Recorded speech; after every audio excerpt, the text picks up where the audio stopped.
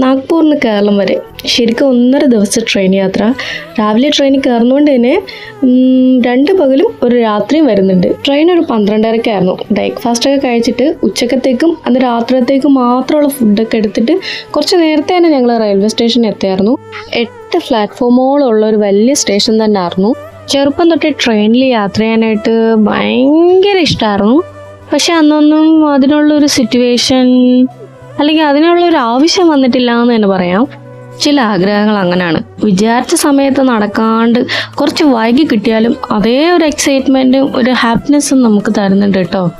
പിന്നൊരു കാര്യമുണ്ട് കേട്ടോ, ഇവിടെ നിന്ന് നോക്കുമ്പോൾ ചുറ്റും ഹിന്ദി അക്ഷരങ്ങളാണെങ്കിലും ദാ വരുന്നത് നമ്മുടെ കേരള എക്സ്പ്രസ്സിലെ ന്യൂഡൽഹി ടു തിരുവനന്തപുരം ആ ഒരു വടിവത്ത മലയാള അക്ഷരങ്ങൾ കാണുമ്പോൾ ഒരു സുഖം ഉണ്ടല്ലോ.